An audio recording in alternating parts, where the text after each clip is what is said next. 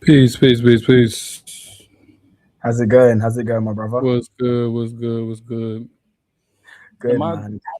am I am I jamming my internet? No, you're not. Okay, good, good.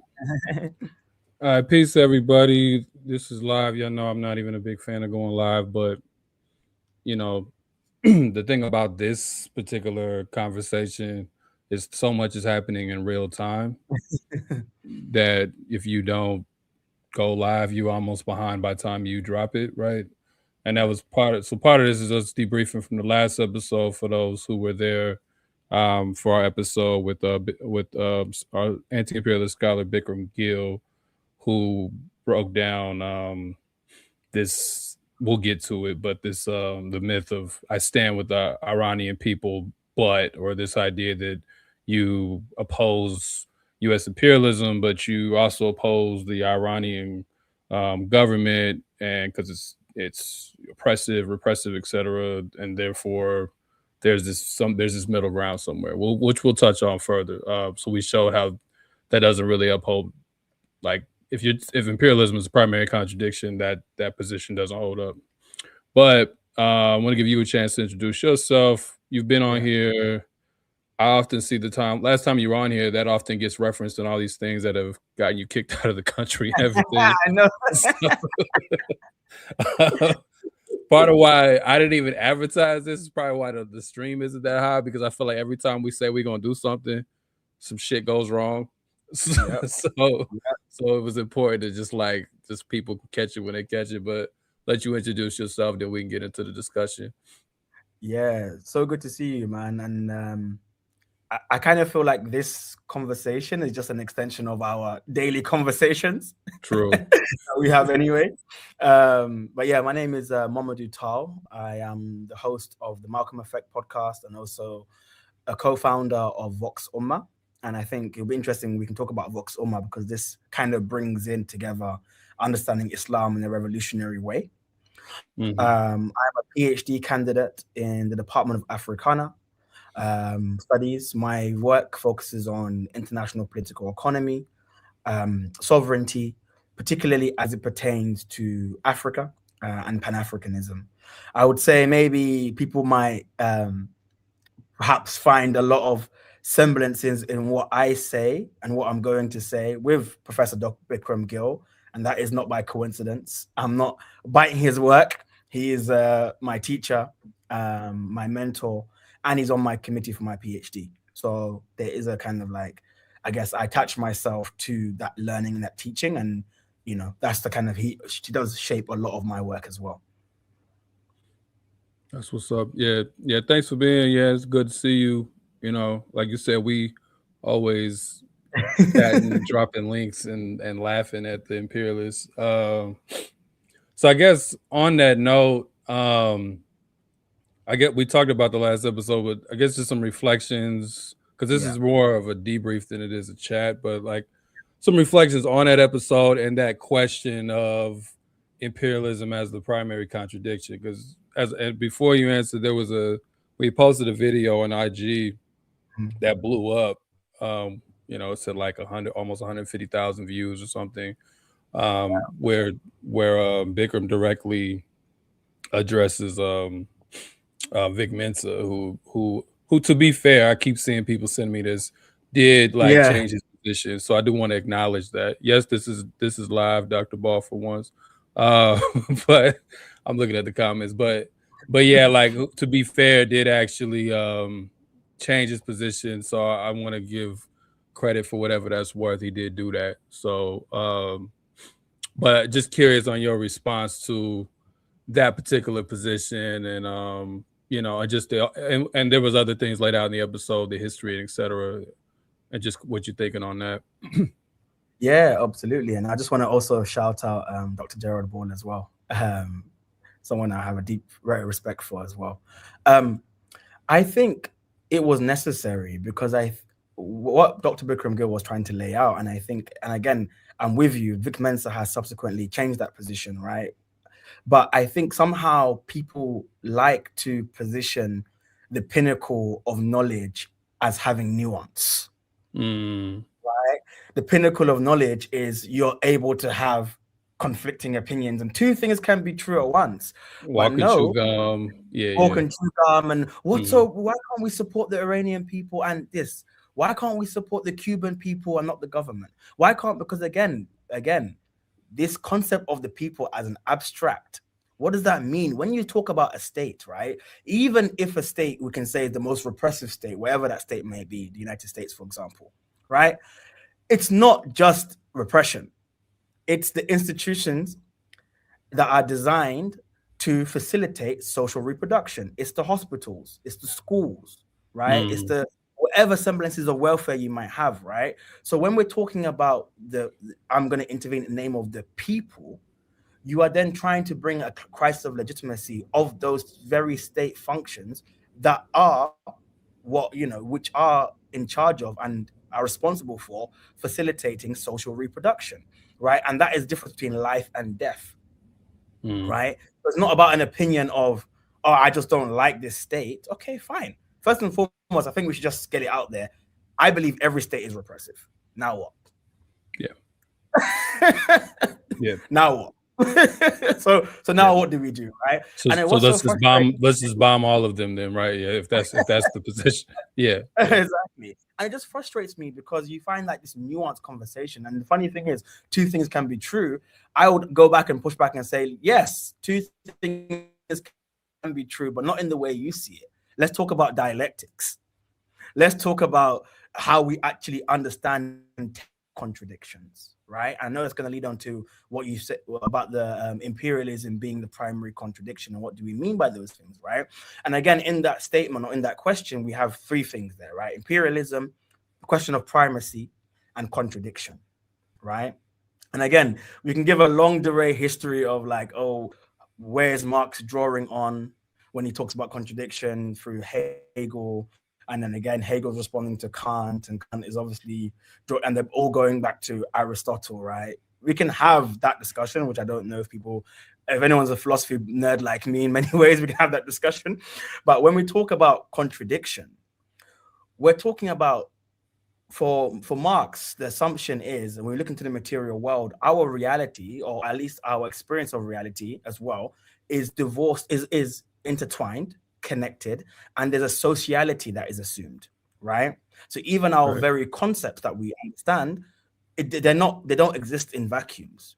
This idea of concepts, even they emerge from our sociality, right? They emerge from our interwovenness, our interconnectedness. And even within Marx, you find like when he says capital, it's a word, it's a concept, but in it exists a social relation, right? And when we say, however, in any givenness, and Hegel will then go on to say, whatever concept reveals more of a totality, that is what is considered to be more true, for example, and more accurate as a reflection of reality. That aside, contradiction. There are multiple moving parts within a system. When we talk about a unit of analysis, there are multiple things, multiple moving parts that give birth to a concept or to an idea. However, what within that idea or within that concept, right, is primary, is that it bears down on all other contradictions that then shape the movement and direction and development of the main contradiction in itself, right?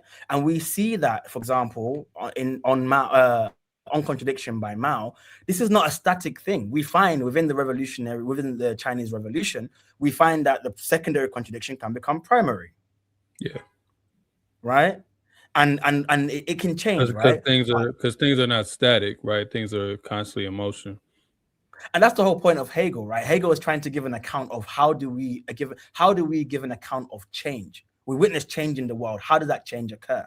Right? How do we understand development? Right? And this is what we understand when we say contradictions, right? And again, this is not the misattributed and I understand it's a very way like to teach people when they're first getting to Marxist theory, thesis, Synthesis. antithesis, Yeah. synthesis, but Yeah. that is not Hegel, right? Hegel has this understanding of being, nothing, and becoming, right? That's Hegel's understanding, right? So now we have contradiction. primary, which contradiction shapes all other contradictions, right? And again, I think your listeners are aware of what we mean by imperialism, right? So now, when we say imperialism is the primary contradiction, this is not to say no other contradiction exists. Of course they do. We've always said there are internal contradictions within the Iranian state. They are internal contradictions within China. There are internal contradictions within any state, right? However, which contradiction is the one that shapes all other contradictions? And again, we would say, those who are anti-imperialist will say it is imperialism.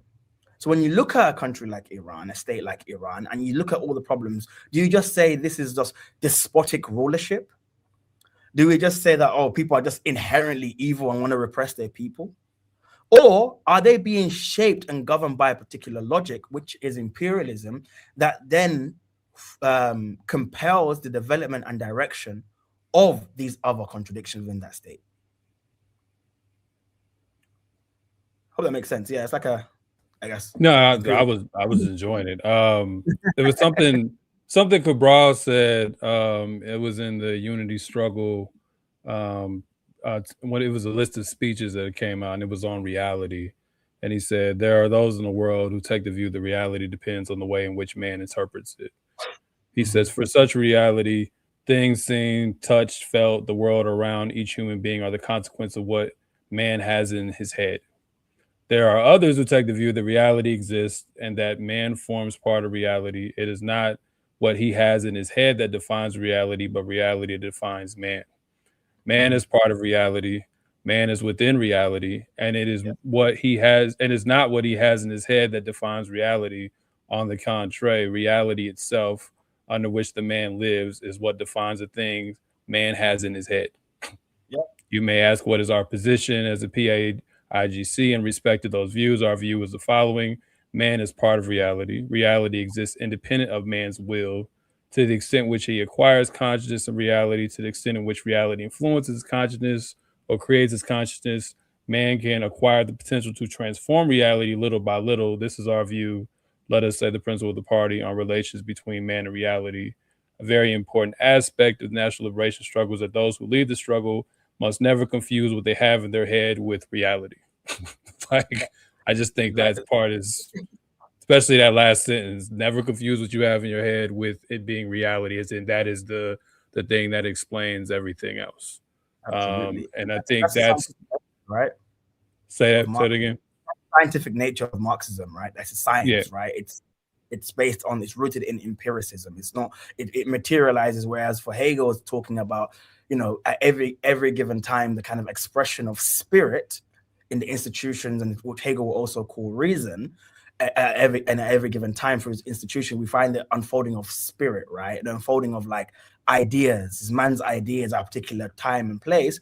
Marx is going to famously says, "I've turned Hegel on his head," and he will say, "I've yeah, materialized that," right? And Mark, and just to your point, it's not that there's consciousness and then the material world. It's that no, consciousness is born out or emerges out of the material world. yeah.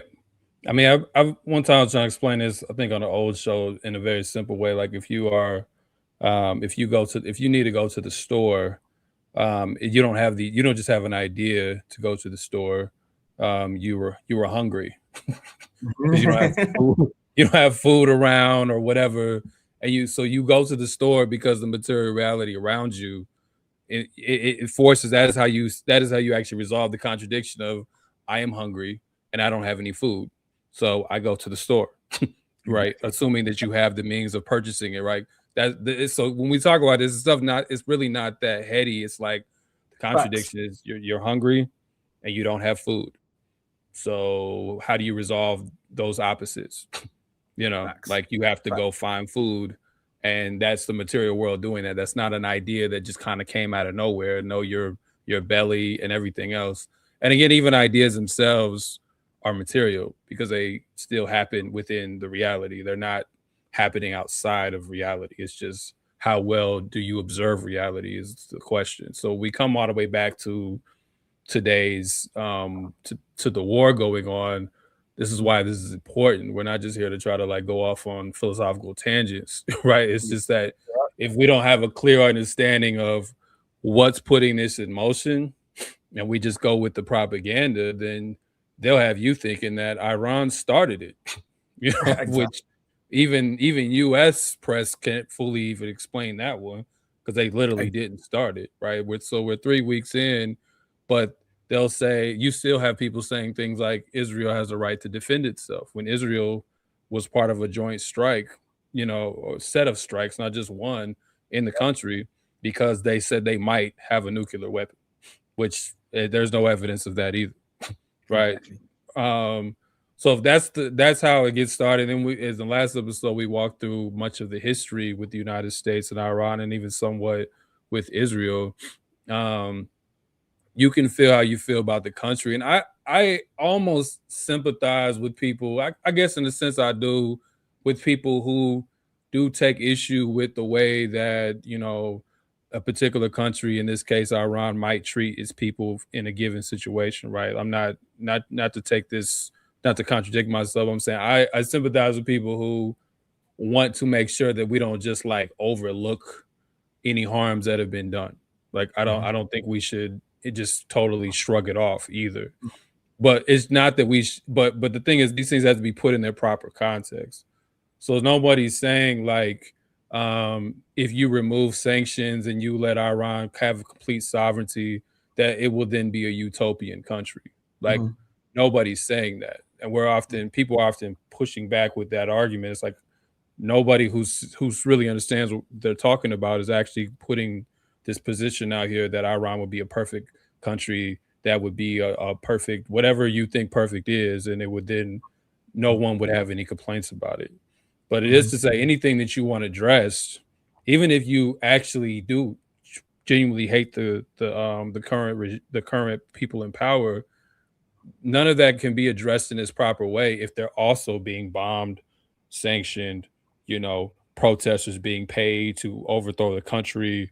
Like this is not going to lead to a more harmonious situation for anyone involved. like, like that's really, for me, it's that simple, right? So it doesn't.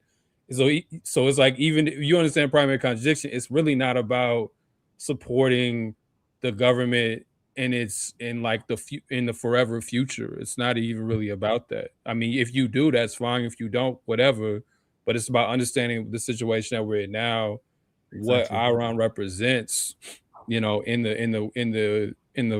the frame of imperialism and anti-imperialism, and what those contradictions are that we have to battle against, right? Like that's, so if you have a country, like sovereignty is key here. Like people can talk about socialism, people talk about communism.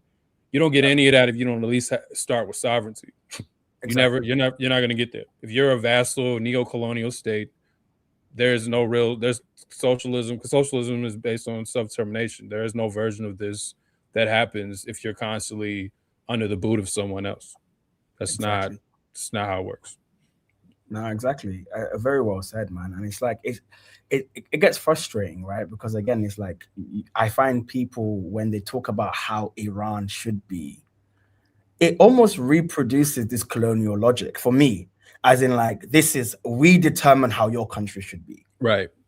right? But what about the Iranian people, right? What about the people who, again, you find those who are Pahlavis, those who are monarchists, which is actually their minority, even though they're given so much airtime, right? Mm-hmm. But there's a vibrant, discursive set of debates taking place within Iran about the future of Iran.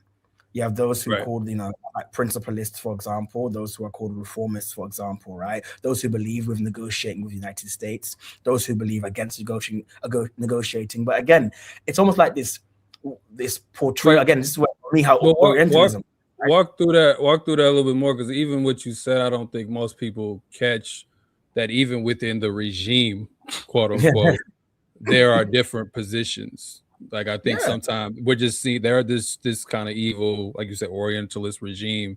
But like, can you walk us through how there are different positions even within the so-called regime? And for those who will hear this on audio, I'm putting regime in air quotes. Yeah. no, absolutely. I think, for example, when you say like we have to locate that again with the Islamic Revolution, right? Islamic revolution emerges at a time which Dr. Bikram Gill spoke about. But emerging from that, due to the sanctions, due to the kind of constant threat of aggression, you do have emergent, and again, Professor Helia Dultag's work is very interesting on this, talking about like the nascent or emergence of a capitalist class within Iran as well, right? Again, let's say pause that Iran example. Let's just think of like the Communist Party of China, right? People like to think it's like they're just all robots, right? One leader passes away, and then the people in China just go. No, China, you have neoliberals within the party. Yep. You have Maoists within the party. You have obviously Marx-Leninists within the party, right? You're talking about 100 million people in a communist party. Does everyone just think the same? Again, that's just that racism, that xenophobia that is projected on. No, there's a vibrant debate within the party. Likewise, within Iran, we know, for example, the last election within Iran after Raisi was, we can talk about how that death took place, but we know there was an election, right? And we know that the Pezeshkian, right, Arachi faction represents what people will call quote unquote reformists. But again, when we say reformists, what do we mean here? We don't mean that they believe in like surrendering sovereignty. No. Is that they believe that there is a path to negotiation in good faith, hopefully, right? And again, the statements of Arachi recently have demonstrated the limits of that, right? Or you have those who call themselves, or those who are referred to as principalists within the country, that believe, no, we know what the United States is about, and there's no way that we could negotiate with these people. We just have to continue to fight, or we have to just continue to struggle and just not give in to any dictates from outside, be that from multilateral institutions like the United Nations, and we're going to embody self-determination as it pertains to us. But again, when we say imperialism primary contradiction, regardless of what these two factions represent, right, there's still a structuring logic of imperialism. Right. So even when you want to be a principalist, right, and there's even a reformist, there's a recognition that we are going to find constraints and limitations because of the way the US imperialism operates in terms of banking, for example, the ability to have sanctions, for example, the petrodollar, for example, right? All these mechanisms of imperialism are going to constrain you. So then how do you move within that, right? And there is that debate, right? There is that debate within Iran. I'm personally attuned to those debates because I know people in those countries, right? I talk to them regularly. So again, it's like, it's very easy to just like, I guess, and the funny, and it's quite interesting to me because the way in which those of us, perhaps in the West, are indoctrinated to talk about other countries totally looks over the fact that maybe we're also indoctrinated. Maybe we're also propagandized, right? way more than any of them. Yes. Yeah. You know what I mean? But it's that discussion, right? It's like, oh, these people propaganda, these people worship their leaders. But again, we have, you would have thought in any rational functioning society, I don't want to go too much into this, but the release of what the disgusting things we saw in those Epstein files, you would think that would bring a crisis of legitimacy for the entire Western world. Yeah. People hate it on the ground. They think it's disgusting, but it's just gossip. Anything. Yeah, it just becomes gossip. Yeah. It hasn't changed anything. No. Right? No. Especially in the United States. Yeah. Yeah. No, exactly. Again, it's like I sincerely believe that, even the things we see as what do we call democracy, right? Ostensibly, two-party system. And we know what Julius Nyerere said about the United States, right? In typical extravagant arrogance, the United States also has a one-party state, just two faces of it, right? Yeah. But again, you see a party state with 100 million people, and the assumption is there's no democracy in China. There's no democracy in Cuba, right? Because it's one party state. But we know for a fact, it's like, no, it's like and this is also a critique people level like in Nkrumah at the time, and we can, not to go too much into that, it's just my own discipline, right? But again, it's like, given that we have a limited amount of human resources and capacity, what is the best structure that allows us to benefit and appropriate these human resources in a way that we can lead state-led development? And I think people talk about a two-party state, but considering China's development now, I'll take a one-party state any day. Again, I think it was I can't remember Dr. Ball who's in the chat, but he was talking to one of his professors, and I think he was having an argument about if you won your revolution, would you then let those people vote?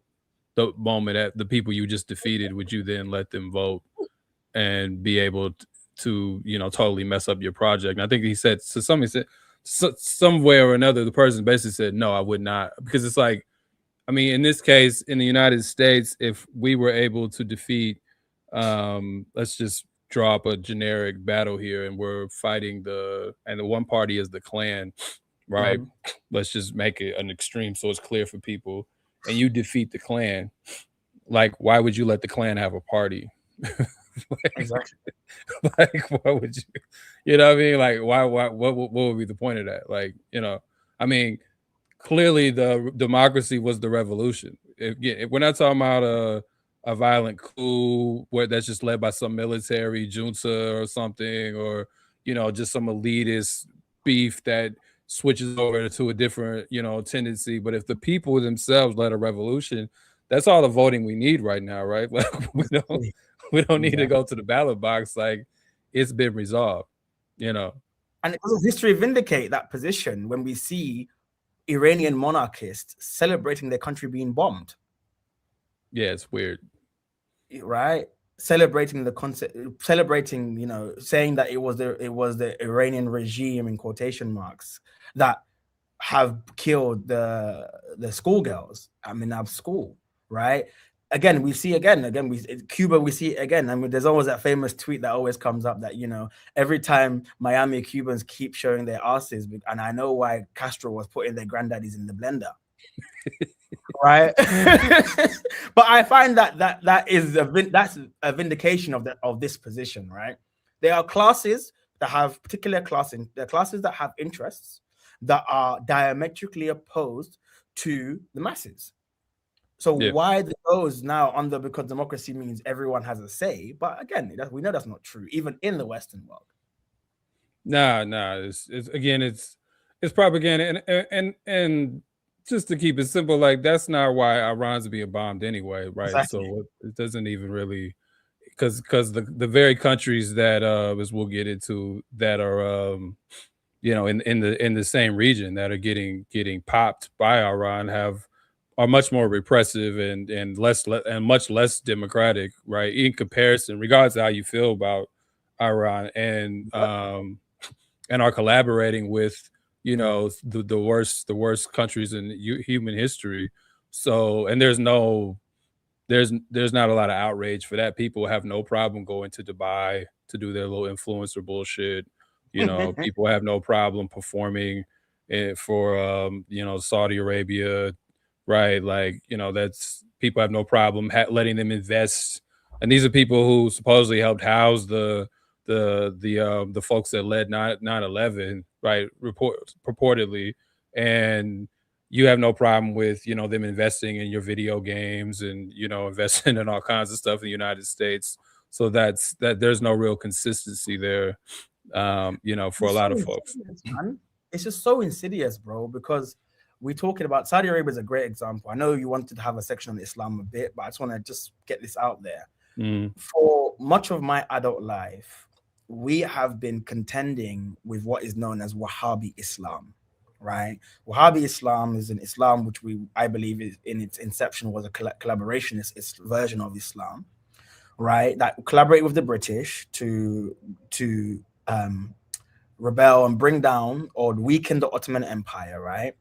And this family emerges, and again, what they do, they excommunicate majority of the Muslim Ummah, majority of the Muslim community, right? They export, right, by way of offering scholarships to people to come to their countries and export this ideology, which is extreme. Like, it was only the other day Saudi Arabia did not allow women to drive in their country, right? It was only the other day, for example, that they had the religious police, right, policing how women should dress on the street. When they now talking about modernization, they said we're going to kind of abandon Wahhabi Islam in this because it no longer was beneficial for them. They had Nicki Minaj performing in Saudi Arabia, right? So my point is that, like, let's really, like, talk. Let's I think people when we're trying to locate this discussion of, okay, what forms of Islam are out there, and again, we can talk about like Shia Islam, particularly in this moment and the role it plays. But Saudi Arabia, as you said, is no less repressive than any other, if not, it's a very repressive state, right? And they, again, but not just being repressive, they are not sovereign states, and they are managed by the dictates of what Samir Amin will call Washington's neo-Nazis. Right, that is these countries, right? And again, you can go to Dubai, and again, it's so funny. I think people are finding out in real time. Oh, Dubai is the safest place. You know, I hear my people. I won't say friends, but I'll say people I know. you can leave your phone out, and no one will take it. The minute they get attacked, what does the UAE do? Anyone taking pictures is going to be subject to this amount of money. Yep. You ain't seeing nothing out of there. You see what I mean? So again, it's all the same logic, right? These countries only work by, again, because of the oil wealth, they're able to subdue and placate their populations, right? But if Dubai was under sanctions, what do you think that country would look like?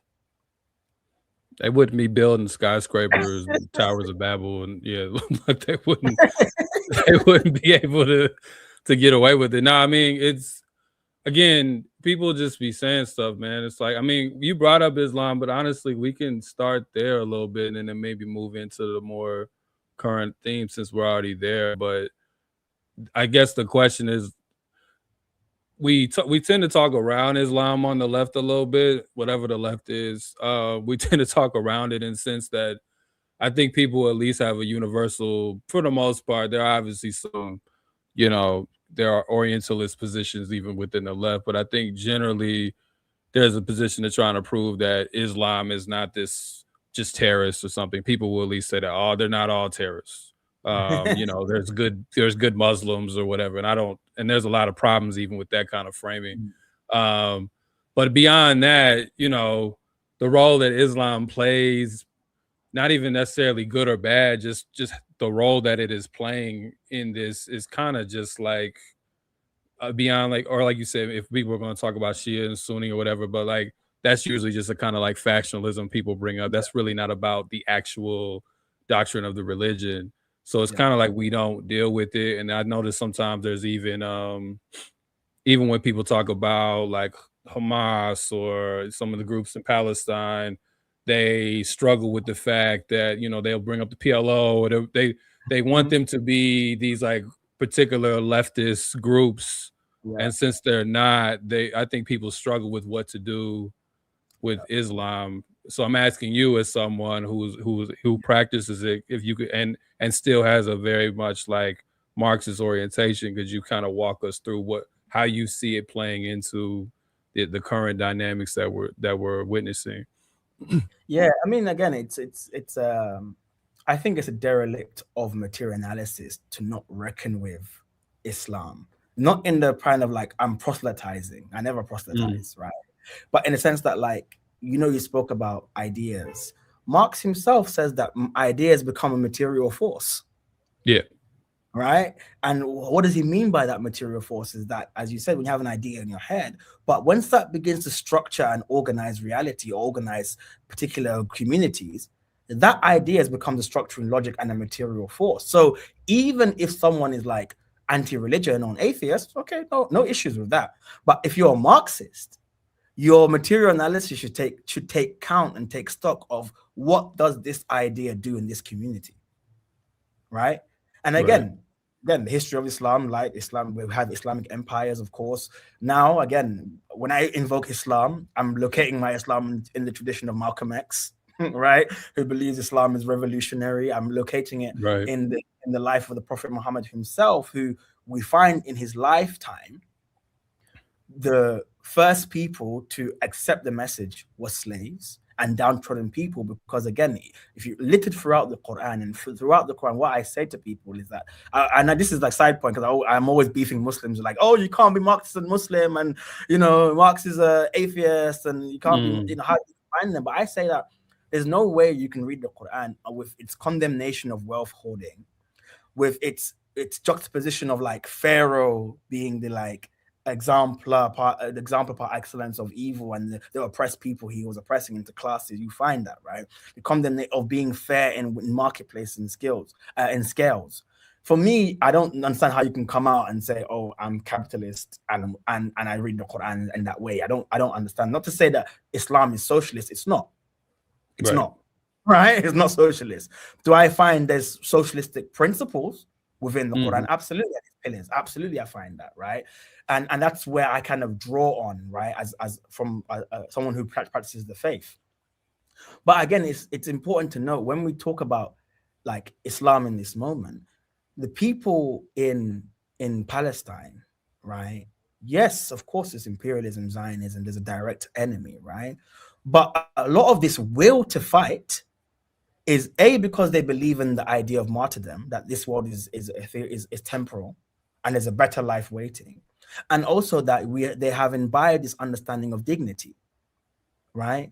Like you can't, like I don't see how you can see the way Palestinians, after so much, some of the worst besiegement and carpet bombing in human history, emerging and saying thank you to God, right? And we're thankful for this, right? We know Right. again, people say, oh, religion is the opening of the masses, right? But they They never say never the read the full full quote. quote. Yeah. They never read the full quote, right? It's the sigh of the oppressed, right? The Right. voice of the soulless, right?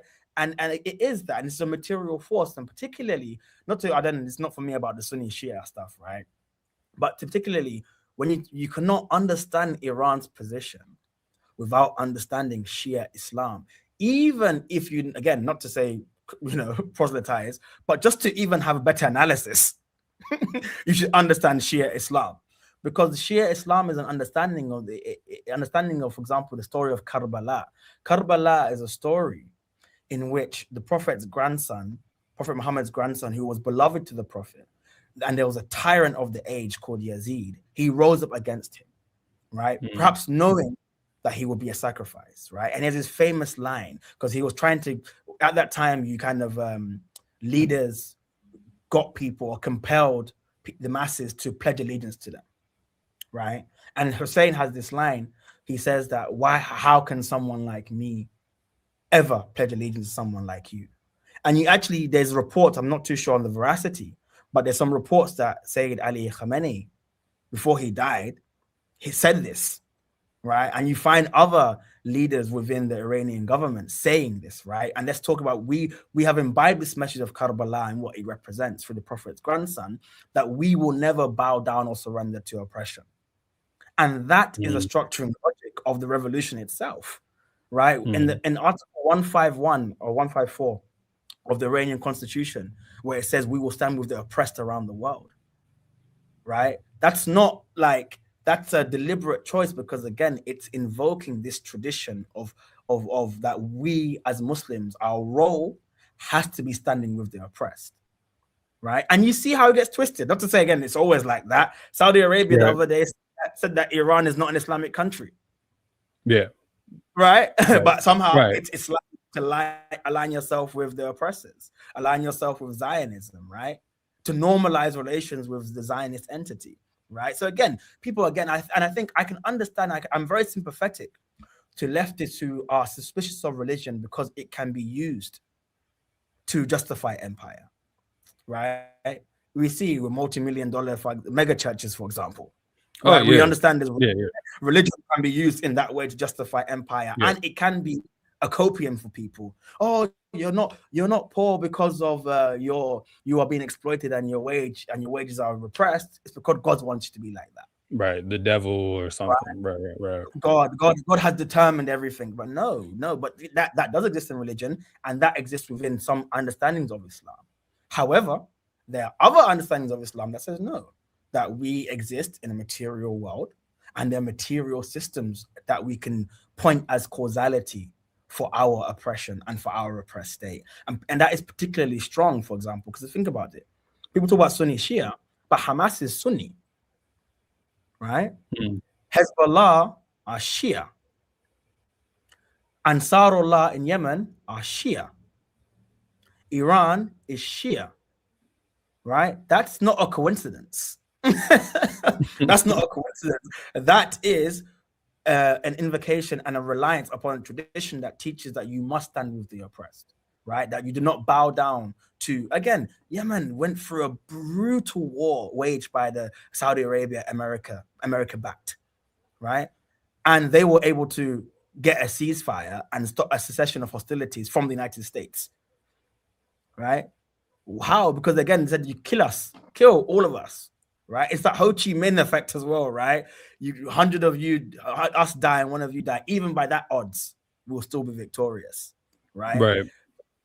Again, I think when people understand like what does the story of Karbala represent, what does the story of martyrdom represent, right? Again, Sayyid Ali Khamenei was in his house when he died, right? He could have been to a bunker, he could have went somewhere else, but he said, "Can you move 90 these X million Iranians with me as well?"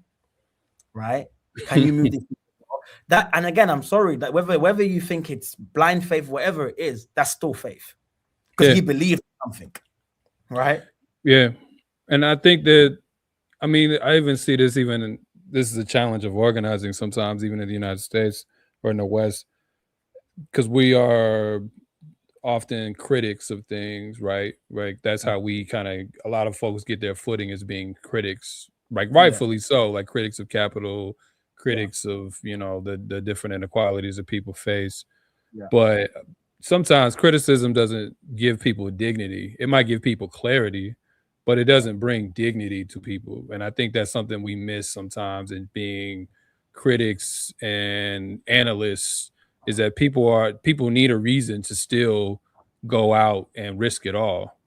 And sometimes it's not enough to just say capital is exploiting you. That's not enough for people to just go risk it all, right? Like, and this is not to say you have to be religious. I'm not suggesting. I'm just saying, but there has to be something that actually inspires you to move beyond just watching the video or reading the article or reading the book, and put something on the line and risk it all, right?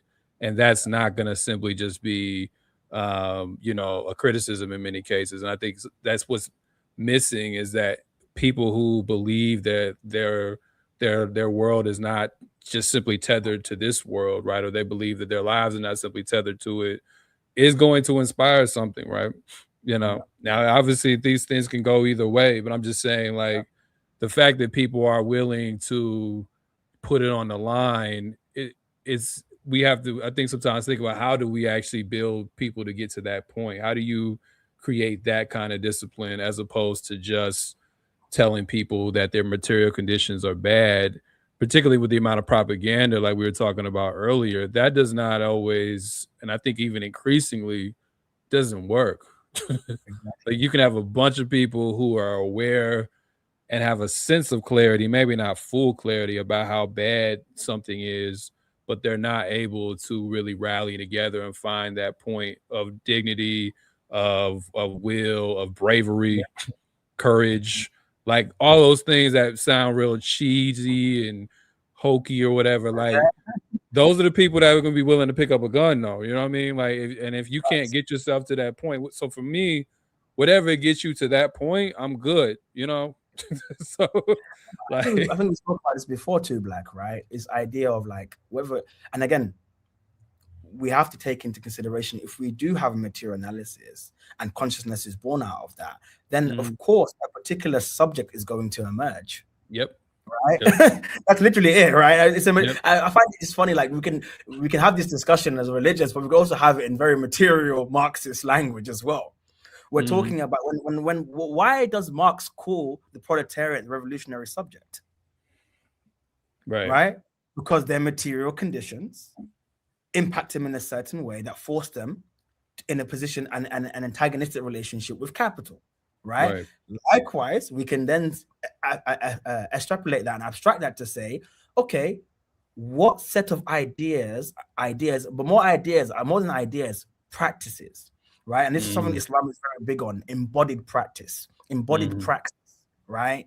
Like the repetition. For example, in Islam, we pray 5 times a day. For example, right? It's meant to at least, not always does, of course not, but it's meant to at least in principle inculcate a form of discipline.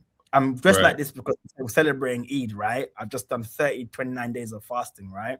Why? Because again, you are trying in the hope that a particular subject emerges that curbs the kind of hedonism that we see that we're so accustomed to. When I eat, when I'm hungry, I'm gonna eat.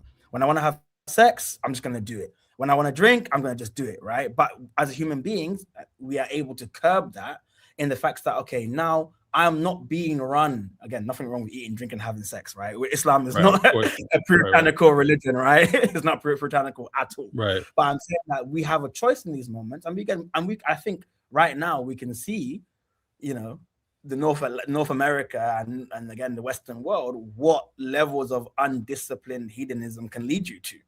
Yep. Yep. We can see that, right? I heard from first-hand account that now Xi Jinping has said that any member of any official of the party is no longer allowed to drink during working hours. Hmm.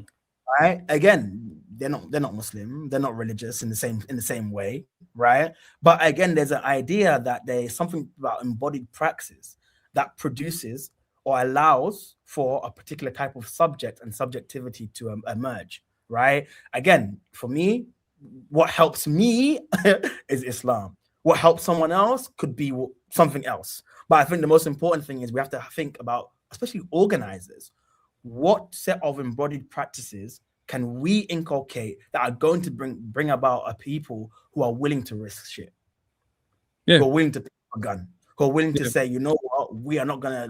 This oppression is so intolerable. The only way is us or them, Yeah. and that's the question for organizers as well.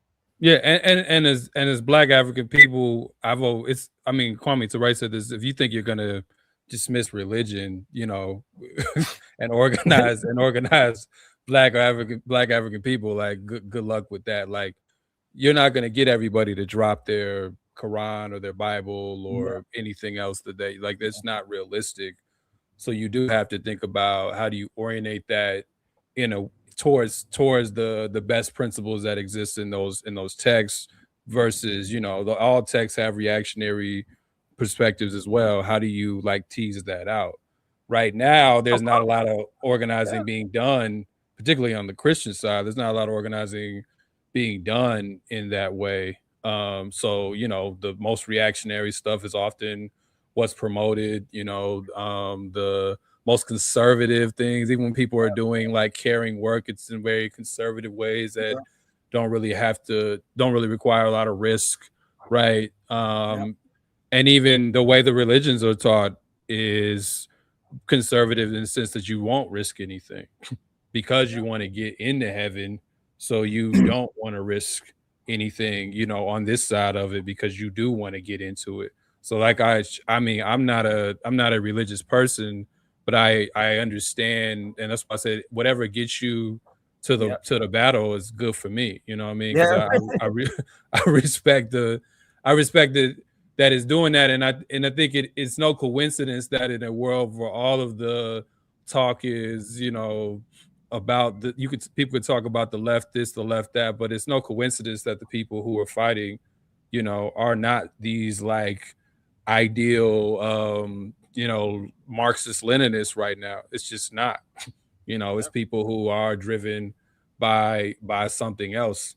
It doesn't mean that there aren't left forces in Iran or there aren't left forces in Islam at all, right? It's just to say that it's not, and it's not even to say that Islam is explains everything. We just talked about imperialism, right? So we're not sitting here trying to just do a commercial for any one particular view, but mhm, that part I just feel like it don't really get, we just keep it out of our spaces, or people want to kind of pander too much, they go too far the other way, and it's this like, yeah, it's super spiritual now. It's like there yeah, is no material world either. Right? It's just it's the ancestors and all. That's usually when I tap out, but but but there has to be but there has to be like some like grounding. Because another thing I feel like is we don't always make the best moral arguments, regardless of what our position is religiously or spiritually. Like you have to be able to make like a compelling argument for the world that you want. you know it can't exactly. just be I hate capitalism, or it can't just be this is killing us. Like, okay, what is the world you're trying to build? And I do think that stuff, I'm not saying no one does that. I think I'm in organizations that try to do that, but I do think sometimes more broadly that's lacking, Yeah, you know. and it's often just like the Western sensibility of like what not to do, to Yeah. boycott this thing, to not drink Starbucks, to Yeah. not shop at Targets, to not, it's these like what not to do. Am I a good person? Which still Yep. has a very like Judeo-Christian ethic to it anyway. But yeah, I'm kind of rambling, but I'm just saying, like, No, I guess a no, I said question for you you. find that in Cabral though, man. Yeah, Like culture yeah, as a weapon, right? You find yeah, that in Cabral, right? He speaks about, okay, yes, there are things in culture we disagree with, but there's things in culture that can aid. However, now what becomes the barometer or the filtering? How do we filter what's good and bad culture, right? hmm, Now you have an organized, you have a structuring logic, or you have a goal you're trying to attain, and that's liberation, right? That's liberation of the land, for example. That's an ability, that's sovereignty.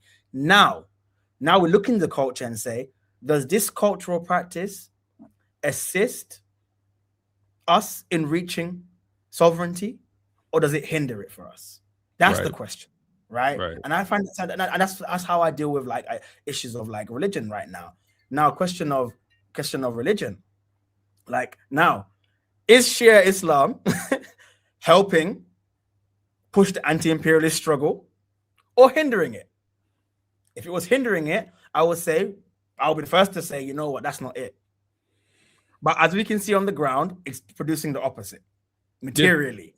yeah, yeah. It's positioning them again in a world where there's not a lot of there's not a lot of resistance in totality. There's not a lot of resistance out here.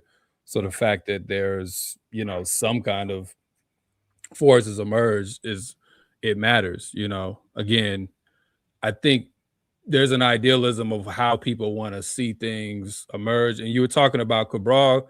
Cabral was very much that's why that quote I'm talking about the reality, because he goes on in that same speech to then assess like the actual material conditions in his country and the surrounding regions, right? And trying to understand, he was like, well, we don't really have a lot of workers in the traditional sense of like capitalism. We have peasants, which is not actually the same thing.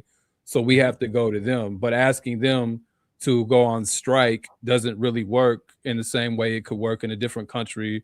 So Yeah. we have to deal with them differently. We also have a very small petty bourgeoisie. So we can work with them in ways that maybe in other countries you can't work with people because they have more of a role in the society. But he had to actually, he says you have to always start with the ground that you're standing on, right? That's just something he says you have to start with the ground that you're standing on, and then you make your analysis from there. But if again, coming back to this point, if reality is just what's in your head, you know, then then we're always going to be confused because it's not consistent. We can't come to any objective position on what we're struggling towards and what we're looking at, because it's just this thing that's in my head. So we can move Yeah. from the Islamic. Did you have anything else you wanted to add on No, no, that? no, it's all good. Thank you.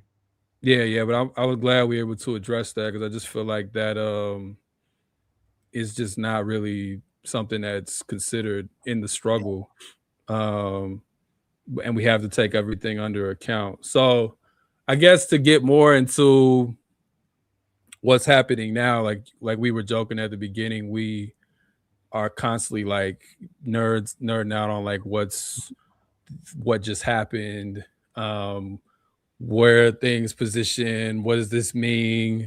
So I haven't checked my phone since I've been on here, so I don't know what's happened since we've been on here. But the war has been going for about 3 weeks.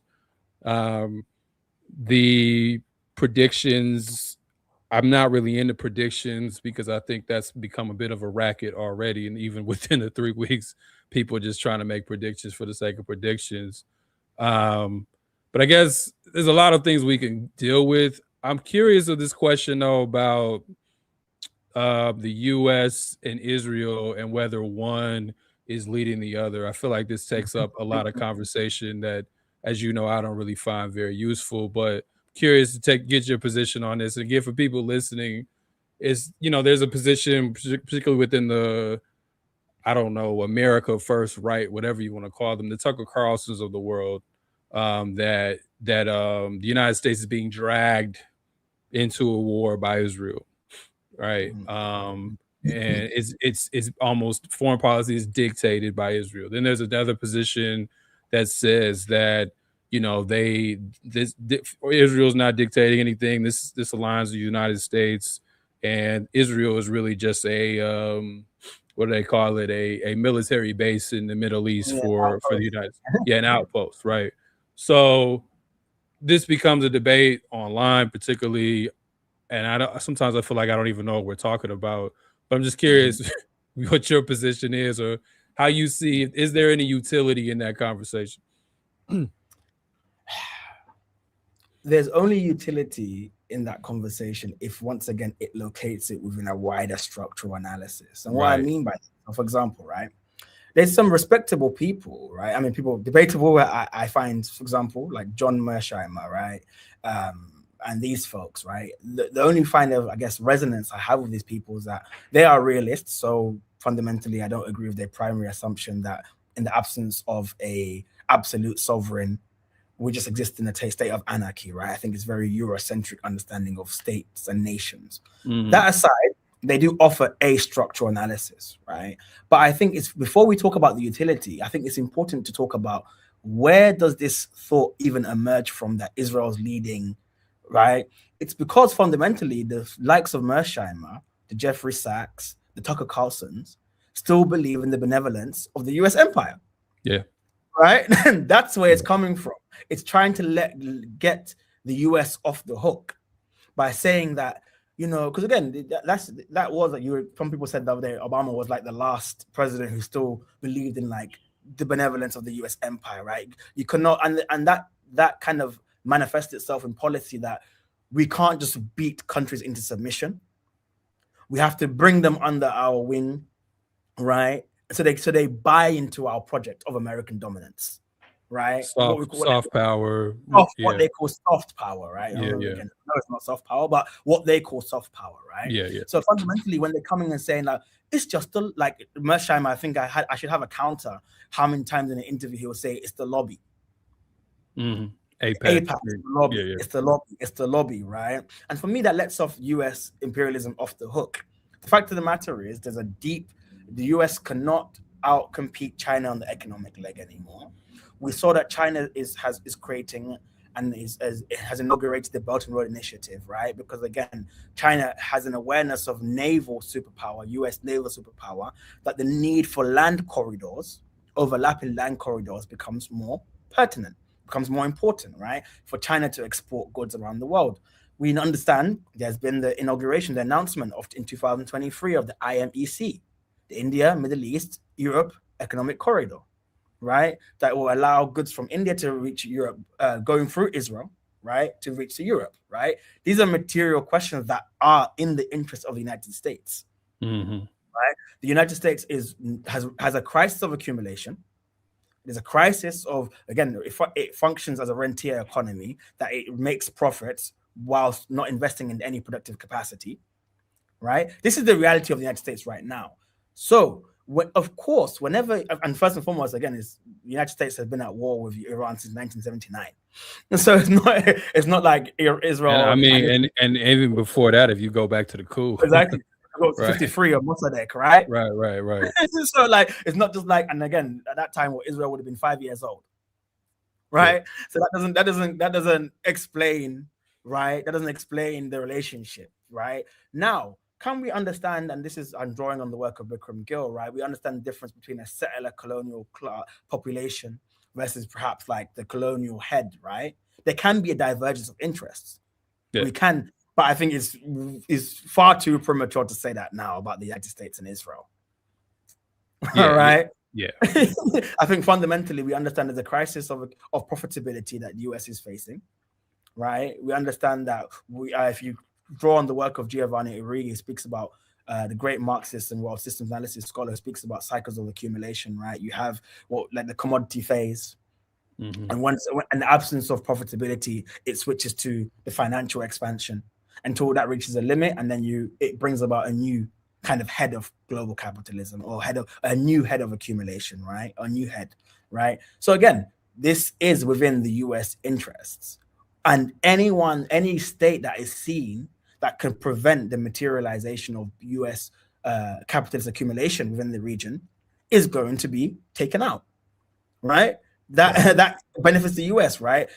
Think about right now how damaging it is, where when Israel bombed Doha, the whole promise of the security umbrella is defense. Iran is lighting up the region and showing them the US is not a reliable ally. What does that do? The UAE invests how much? How much? First and foremost, the petrodollar itself, right?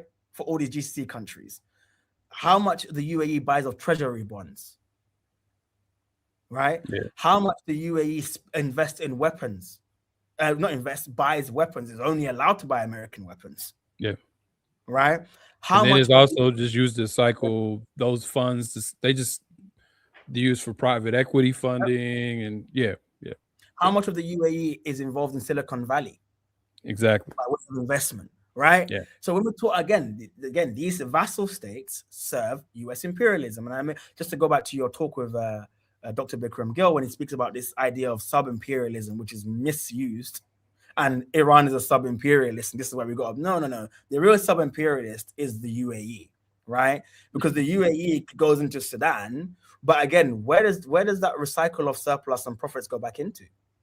The United States, Mm-hmm. right? That is the relationship, right? That's what we mean by that's what sub-imperialism should mean, and should how we understand, because again, imperialism is the primary contradiction, right? So again, bro, these conversations are just about, I don't know, there's something they're good to have, but it's like I think it ideologically driven, that we still believe in the benevolence of the US, and somehow the US is being coached or somehow being compelled. And again, the only response I find is okay, why is that the case? Because they might have indecent images of Trump doing stuff to minors. I don't think that's a sufficient explanation of policy, of military policy, personally. No, and it's also hella conspiratorialist in ways that they like to accuse other people of being. Um, and I'm like, so Trump's the only one that they would have dirt on, right? Like they ain't have dirt on nobody else, like that, because that's the logic. Is like they got dirt on Trump, and they have dirt on nobody else, even though it's been reported that that Israel tried this with Clinton with the whole Monica Lewinsky thing, right? Yeah, But they wasn't going for it at the time, and yeah, he actually was about to. I think from what I read, he was going to do what he was pressured to do, but I think everybody said they would resign from the cabinet if he did it. That's the only thing that really kept that from happening. So this idea that there's just this specific like Trump, it's also the Trump exceptionalism, right? Like they just got definitely. something on Trump, right? Like Trump was the only one that went to these parties and was out here. It's like, come on, man. Like the Epstein thing, I don't really want to get into that much either, but I've really have not very moved by a lot of that discourse. Even I don't even really care for like the Epstein class Yeah. framing. I think these things are good for like propagandistic. Rhetorical. Yeah, Yeah, yeah. Like rhetorical. yeah, if you're trying to just kind of frame like you have these evil people to run the world for people that you trying to bring into it, I think that's helpful. I even think blaming Israel, even if it's over exaggerated, is helpful to Yeah, just like reducing their image across the world, which I'm all for that. But if we're trying to have like a clarity on the analysis, I don't think this whole like dog and tail argument that people keep having with the United States and Israel, I don't think it necessarily holds up. I think it's also like you said, settler colonies can sometimes have their own position, even when it's a direct, like the French in yep, France and the French colony. yep, There's been beefs with in those cases, or a British yep, colony, British in Britain, like there's those that don't get along. Like, like yep, we think about Haiti, yep, the French in France wanted a much softer approach to how they treated slaves than the French that were actually there as administrators on yep, the island. And they were probably correct because the French on the island didn't want to take any kind of they didn't want to soften their approach at all. and that's how you got the whole revolution, right? Like because they wasn't trying to soften their approach at all, right? But there were literally laws passed to say you can only hit a slave this many times, and they were just like, we're not doing that, we're not following it. So there are different interests, and there are times when they diverge. But I Yeah, think people just get way too hyped when they can find, oh, they're not on the same page or whatever, right? Like, oh, they're I mean, we were talking before we got on here about the Axios reports that come out, yeah. and they've been coming out, even going back to Biden, where Axios will report that Biden is mad at Netanyahu. And then we're like, well, maybe they're finally going to break. And then Biden's gone, and now we get him with Trump. Trump had a angry conversation with Netanyahu, and now there's differences. And I just feel like that drama of waiting for there to be this break, like they're just gonna beef, and one day they're gonna take their ball and go home. And that's not how this works. Now, if you heighten the contradiction in a way that Iran's doing it, where you are just making this really difficult to continue because Yes, your oil prices are going up, energy's going up, people are dying more than you're reporting, you're taking hits in the press. And in case of Israel, your country is just totally under siege at this point because your interceptors aren't catching shit. Then exactly. maybe you can split the difference a little bit. But the way that the right wants to do, where you're just gonna bash Israel and hope that they'll walk away, that's not. I just think that is. If I was to do my own conspiracy theory, I think that in and of itself is kind of a controlled opposition. Honestly, Exactly. Yeah, yeah, yeah. For me, it lets off the United States off the hook, right? And again, yeah, material question: could Israel do an ounce of what it's doing without the United States? yeah, Right? We're seeing it right now, right? Like, I mean, Israel is being pummeled right now, right? We're yeah, seeing it on the ground again, and not just today. We saw it in 1973 when they almost lost the war against Egypt, and it was the US's reinforcement that tipped the balance, that's tipped the scale for them in their favor, right? So yeah. again, it's like I have no issue in talking about these divergences. I have no issue in talking about heightening contradictions between because that's useful. But I think this conversation once again should be located within what are the goals of the United States? How does the United States in this particular juncture accumulate, right? And then once we understand that, we can make sense of everything else. Right, right. Yeah, I think because at the end of the day, like again, if we're saying imperialism is the primary contradiction, that's what we need to be watching is where does that materially show up, Exactly. not the particular actors here and there. And I mean, I do think there is a play to some extent Mm-hmm. to just similar with the Ukraine war where you're trying to isolate that's only been so successful. On one side, they're unable to isolate Russia in the way that they wanted to, but they are able to force Europe, right, like more under the fold by blowing up a pipeline and Exactly. um, and forcing them to forcing Europeans to take higher prices on gas. So you see Yep. a similar thing here where I wonder, this is me just guessing, I wonder if there's a play, to maybe they are okay to some extent pulling away from, the GCC countries. They Mm-hmm. maybe capital doesn't want to be as reliant on them anymore.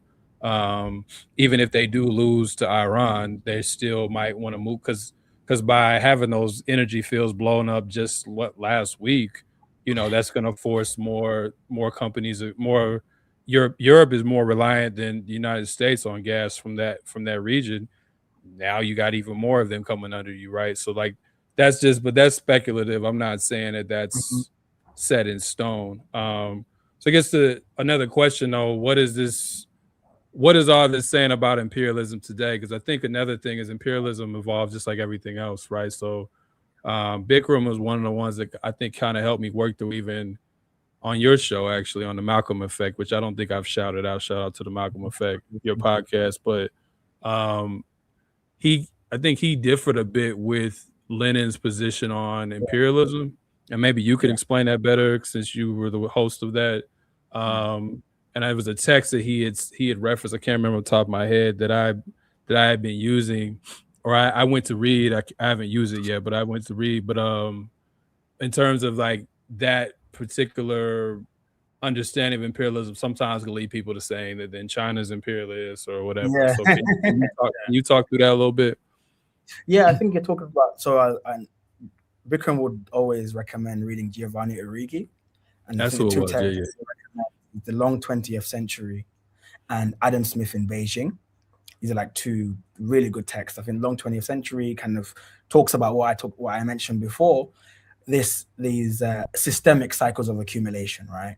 And the long 20th century will talk about, okay, the rise of China, right? How was China able to develop without colonialism, right? There's a very like a truncated version of like a synopsis of those books. There's so much more in those books as well to There was try. there was also Capital and Imperialism. That's what it was. That's the one. Theory, History, and the Present. That was the one I. Yeah, yeah. But go ahead. Yeah, by Giovanni Arrighi. So essentially, the argument is that for those of us who are anti-imperialists and who understand capitalism this particular way, we understand that imperialism is foundational to capitalism. Not that imperial capitalism was capitalism without imperialism and got to a point of And monopoly and then then became yeah, imperialistic. yeah, and then it emerged. Yeah, yeah, yeah. No, no, no. So what Giovanni Arrighi is pointing towards, indicating people to see how to view Lenin. Not that Lenin was incorrect, but Lenin's understanding of imperialism is a conjunctural analysis.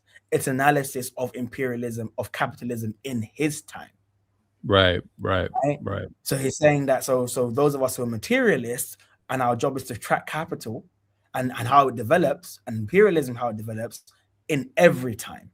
Right. So it's not to say right. that, for example, you have monopoly, people when you have the surplus, recycling of surplus back to China, therefore it is imperialist.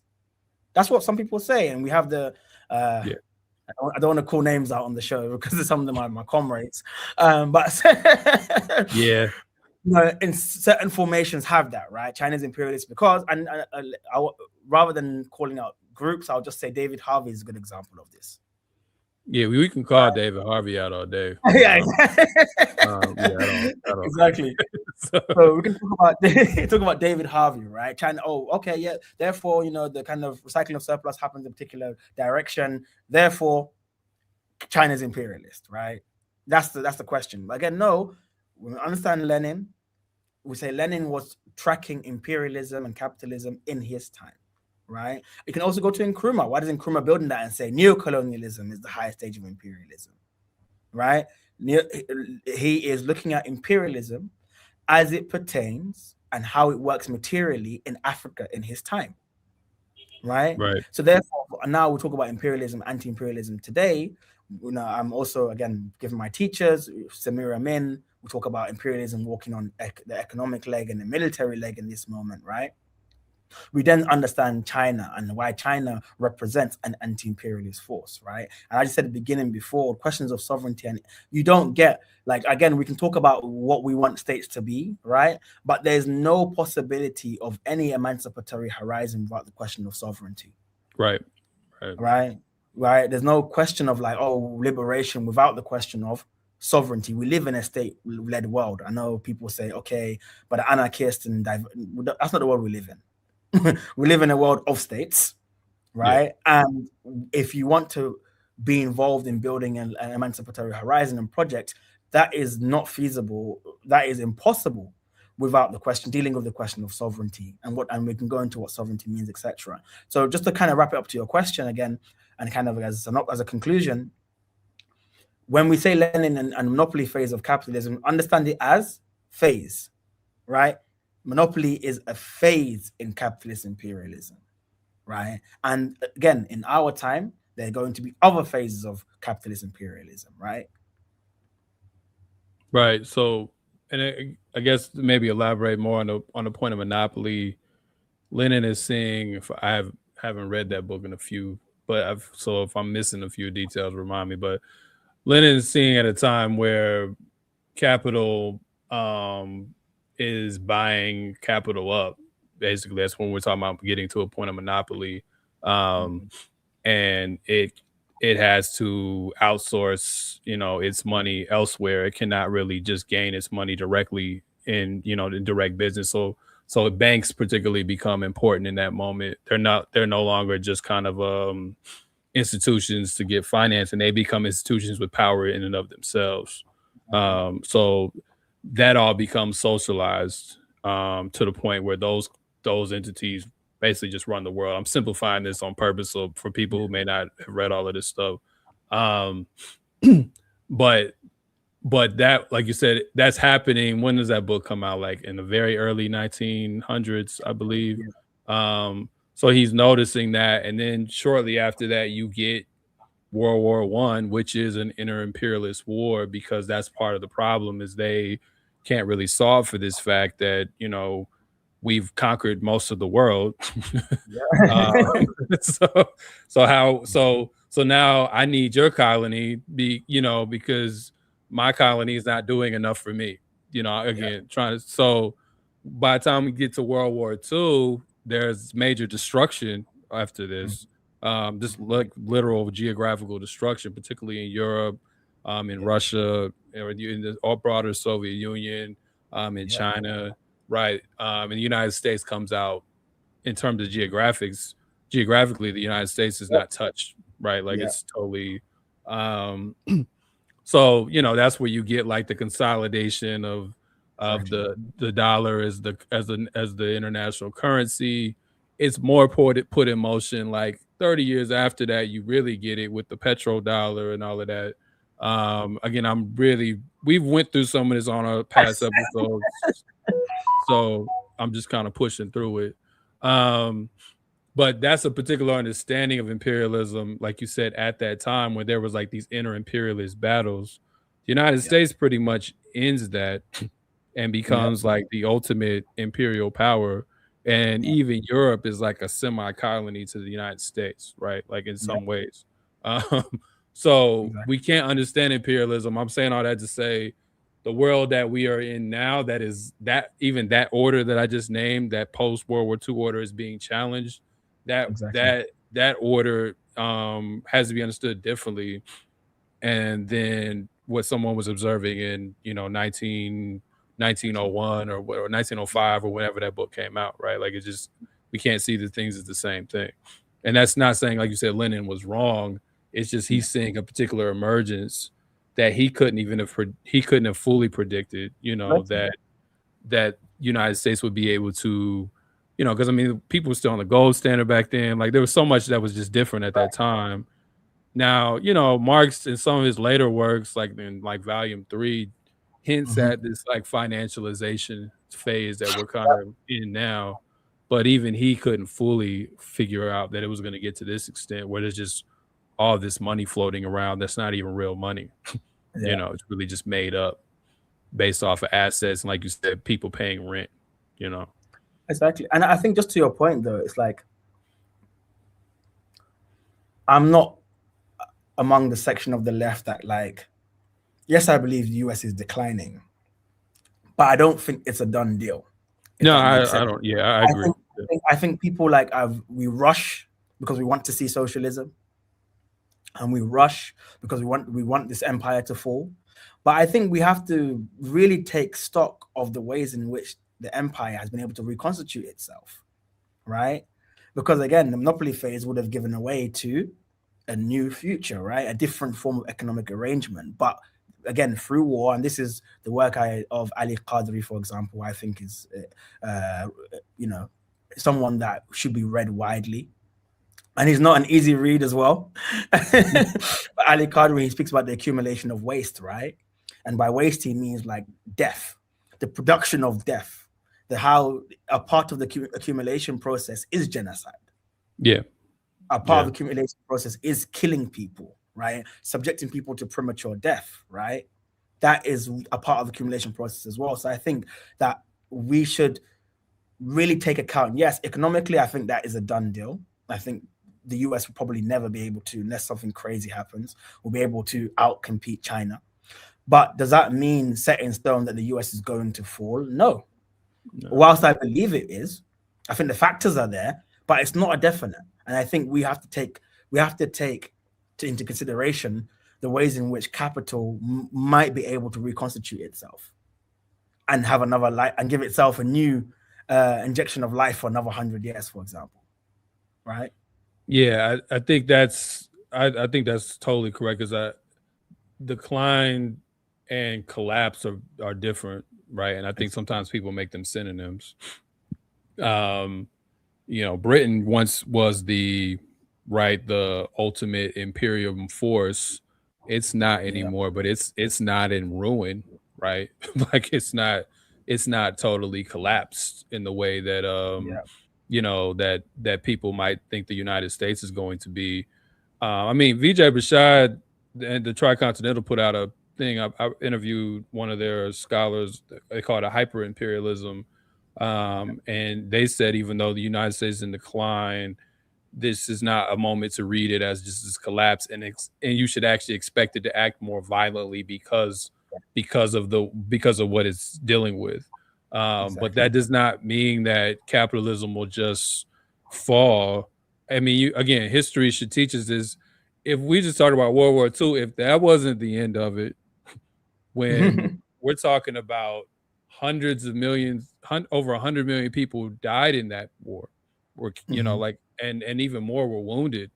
We can't even think of those numbers today, right? Like that level of, I mean, Russia alone, 27 million people, which is just like wow to me, right? Like, Exactly. so the United States was in the hundreds of thousands, and that was some of the lower numbers for that war. If that didn't end capitalism, um, then we can't just assume that a war that right now, even though the economic fallout is global, the actual geographics are very much based in a small part of the world. We Yeah. can't assume that that means full collapse. And I think that's also what annoys me about the war predicting thing is Hmm. people are trying to predict that the world is just going to collapse. Like even after after the fields got the energy fields got hit, people were saying your gas is going to go up to $12 a gallon tomorrow. And then it's like, even I remember even on Twitter, I was just like, the reason the United States took Venezuela was in part to offset this kind of thing. Like they're not Exactly. totally idiots, so Exactly. so that's why you actually see on the market that the I think it's West Texas gas or something, what it's called, like crude oil is different price than it is over on the east side, right? So like United States is able to offset itself, Yeah. by being able to snatch Venezuelan oil. That can't last forever. But I'm just Exactly. saying, like, I think sometimes there's a way that people underestimate, um, empire, and because they want it to fall. And I don't think that's really good for us because we're not dealing in reality. Coming right back to that point, we're not dealing in reality. We're just cheering a destruction, cheering this fall because we hate the empire or whatever. But that's not really getting you towards your goal because you think that even when we talk about the war itself, it's like, yes, we could both agree. I think that the planning here was terrible, but it doesn't mean that part of why they can be this arrogant is because when you are an empire, you have a lot of different outs. you Exactly. know, you own the means of production. You have a lot of different outs, so you Yeah. don't have to be as precise as Iran because you can afford to make more mistakes. You Exactly. know, and I don't think people are taking that into consideration. They're like, "Oh, this is the end of the world," and I just think that that's not actually a helpful analysis if we are saying we are anti-imperialists. Absolutely. Absolutely, man. Absolutely. And again, you see, right? They've unsanctioned Russian oil. They've unsanctioned Iranian oil. Right? Yeah, There's a maneuverability that they have. Right? When you control global finance in that way, when you have the ability to sanction and unsanction, you have maneuverability, which is not afforded to other countries in the same way. no, So that's why I'm like, just have I'm sure me and you 100% want to see this shit wrapped up by tomorrow. yeah, But we understand that we have to have a sober mind when we're talking about these things. yeah, because the because we also people listen to some of us, right? So we can't for those of us who actually have people who listen to us, even if it's a small group, we don't want to mislead people, with this kind of like leftist end times, kind of Mhm. kind of rhetoric. Like we don't want to mislead Right. people, to a point where they think the world will finally fall. I don't think that's how this goes down ultimately anyway, right? Like there's this kind of Thanos snap moment. I don't think that's how this really works.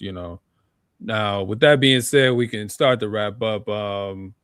What do you think about? Like, we've done a good job talking more broadly and not getting caught up bogged down in particular details. But what do you think more about like um what do you think about like the current where things are currently with the war itself? Because there's a lot of Yeah, smoke coming out of different places. Well, how do you think things are playing out? yeah. I think this concept of strategic patience that Iran and Hezbollah have done, we're seeing many firsts, right? We're seeing the first time coordinated attacks between Hezbollah and Iran, right? People, and we, what did 15 months ago, Hezbollah finished. That's what everyone said, Yeah, right? We especially after saw Syria fell. Yeah, Syria, we saw they're yeah. finished. Iran has no capabilities, right? We saw yesterday a missile shot Diego Garcia at 4,000 kilometers from Iran. So I think, whilst And again, that was I a know warning. That was a warning shot. that was a warning shot. So Yeah, as I know, you and I, we're not into the business of predictions, but what we can, I think what can be said quite clearly, we don't know the capabilities of Iran in this moment, mm, right? And and again, they just shot Dimona being like the nuclear site where Israel, the one that doesn't have, the one that the nuclear right, weapons that Israel doesn't have in right, Dimona, right? right, right. But I think it's like this, when we talk about asymmetrical warfare, whilst I don't know how this war is going to go, all I know is that if history teaches me one thing, the metrics that we judge success for asymmetrical warfare is different, right? The Iranian state just needs to survive and not collapse, and they've won. Yeah, Right, and we know they have so many more cards to play, right? The closing of Strait of Hormuz is just one. Ansar Allah, who are itching to get involved, have not been called up yet, right? If you get the Strait of Hormuz closed, plus the Bab al Mandab in the Red Sea, those talk about $12 gas price is going to be 30, 40, yeah, and that will right? actually be real. Yeah, yeah, Right, yeah, right. So yeah. I think that where things stand, again, I never put it. And again, one thing, to our own peril, we underestimate our enemy, right? We don't know how Mm, far these cycles will take it. But yeah, as things stand right now, I think that the escalation dominance, which has historically in modern day has only um, been able to be controlled and managed by the United States, they are going pound for pound at this moment. I don't think any country in the modern day, at least, has been able to go pound for pound militarily with United States and Israel as Iran is doing right now. And I no, think again, so I don't know. Again, they are matching and they are also escalating as well. I mean, the Iranian parliament speaker just said now that the Israel air defenses no longer seem to be working, our new technology will be unveiled. He said that like yeah. I think an hour before starting this live, right? So again, And I then they think say they claim the skies or something like that. they said that Yeah, we own yeah, Israeli skies now, yeah, yeah, right? So again, this is what, and I think this is why even predictions are like so futile because we are in uncharted, unprecedented territory, right? No country in the history of Israel's existence has hit it this hard like Iran has done. no. And So and given that, so it's very difficult to like kind of like, oh, what's going to happen, But we can say these are. You can just talk about what are the material facts and what directions things are heading in. yeah, and I think because of that, we don't know, like you said, what these white boys are really capable of. Like Facts. well, we know what they're capable. We don't know how far they're willing to go, right? Facts. Like I mean, when we're talking about nukes or Yeah. things of that nature. So we just need to continue to digest the information through an anti-imperialist framework versus trying to get into these guessing games. Because sometimes something I like to do, this is my own little fun. I just like to read like old news just Mm-hmm. to see like I started this with sports actually. Like oddly, I'll go back and watch like bad predictions about whether a Mm-hmm. team was gonna win. and see what the analysis is. But like you can do this also with just real with more real serious matters. So I was reading something before we got on here about like people were talking about the Kurds. We ain't even heard about the Kurds no more. That story's dead. You know, Exactly. like, like we haven't. But that was supposed to be the big thing was the Kurds were gonna, and now we don't even hear about that. Or there was supposed to be it was at first it was regime change. We barely even hear about that anymore. Now it's just can when is this, a lot of people are really just asking the question, when is this going to end? Yeah. Because like that doesn't hold up. Last week folks were online, this was silly, talking about is Netanyahu dead or not, and analyzing AI videos or whatever. But there's always this like prevailing theory that people hop onto for a given period of time, and then it actually has to play out in real life. It's similar to sports. Like you actually have to get on the field, and then we see what happens. You know And what I'm that's what saying? Iran keeps saying, man. This will be Yeah. determined on the battlefield. And I just want to kind of in closing, The Economist, right? Which is again, we know that clip of the chief editor in chief in Tucker Carlson. We know what The Economist is about, but they made this they said this line, this headline, that Trump keeps saying that Iran has zero missile capabilities, but that 0% is doing a damn a lot. Yeah. So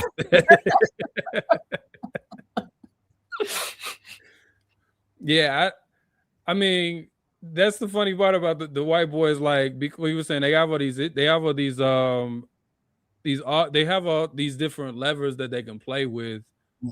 and that I think in some ways leads to them to not have to know what the fuck they're doing at the time, because you can always just kind of like, oh, we'll just unsanction this, or we'll snatch from here, or we'll pull from here, and that's part of what's led to the decline in and of itself, is that kind of governing is like, well, we'll survive, we'll do this, we'll do that, and you just kind of like keep trading shit off, and that's part of how they've lost the development game with China and everything else, you know. So that's how you can lose a war too, because you just think, well, we always can try this, we got this option, we can invade, we're going to send 5 troops into Iran and take it over or whatever, you know. And now they're playing the whole like, okay, we might, now we're talking about a peace deal, which I don't know if I really buy that. But again, anything in Axios that comes out, I just find usually to be bullshit. Like I don't actually think it's a real thing. But I think you had said Israel is talking like that, and that actually gives you, I think, more of an indication of where things might go than whatever comes out of the United States press, which, because the funny thing about Israeli press is they're actually way more honest. 100%. If you actually read it, way more honest than United States press. Like we learn about the Hannibal Code through Israeli press about them, and that's for people who don't know, that's them shooting their own people on October 7th. Like Israeli press reported that there wasn't some conspiracy theory, so they will tell you a little bit more if you want to get a sense of kind of on closing out. If people want to get a better sense of where things really stand, I would say read Israeli press. They're going to give you a way better. It's not going to be perfect because it's still Israel, but I'm saying they're not as much they're not nearly as propagandistic as the United States is, like they're just not. I don't particularly know why, but that's just doesn't seem, they seem to give you a little bit more clarity on what they're actually willing to do. I think a lot of it is because despite what we do over in the United States trying to cover for Israel is pretty open about how they feel about things. Exactly. They don't really hide it. It's in the United States and other places where people provide all this cover and right to exist and anti-Semitism, but Israel is pretty open about how they feel about the rest of the world and how they think they're superior to the rest of the world. They don't really hide this at all. So, but we can close on that. Any other anything else you'd like to? I think that was good. Thank you, man. Thank you for having me. No, for sure. It got dark in here, but but yeah, thanks for coming on. This live was quick, and I've definitely listened to the Malcolm Effect for those who were listening. We're gonna post this on the audio side for Black Myths too, but definitely listen to the Malcolm Effect. I need to get back on there myself. Y'all just put out an episode, right? I think it Yeah, was yeah, accumulation away. but please, yeah, I'm gonna invite you on very soon. Actually, I had a long hiatus, so I'm back now. So definitely touch base. All right, for sure, for sure. All right, peace out, everybody. Again, thanks for coming on. Good show.